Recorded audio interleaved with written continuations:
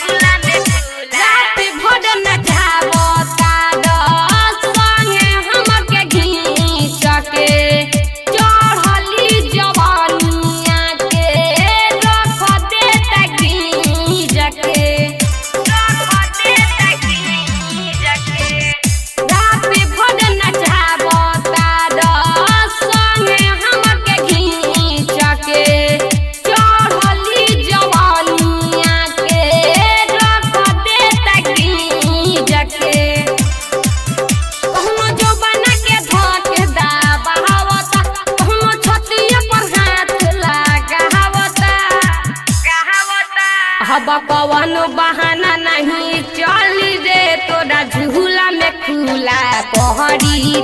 अब कवनो बहाना नहीं चली रे तोरा झूला में खुला पड़ी रे।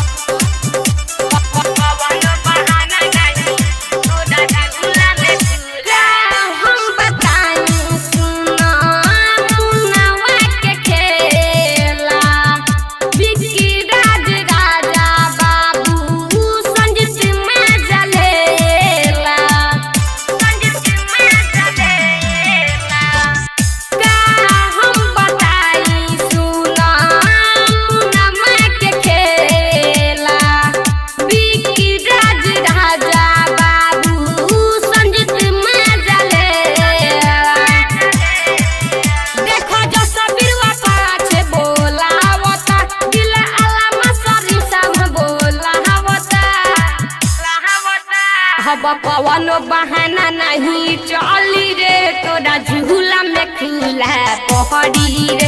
अब कवनो बहाना नहीं चली रे तोरा झूला में खुला पड़ी रे। कोनो प्यार से बोलावे कोनो डांट के कोनो चौपने पर फेर देता हाथ रे। अब कवनो बहाना नहीं चली रे तोरा झूला में खुला पड़ी रे। अब कवनो बहाना नहीं चली रे तोरा झूला में खुला पड़ी रे। RDS digital recording studio Sarisua बाजार।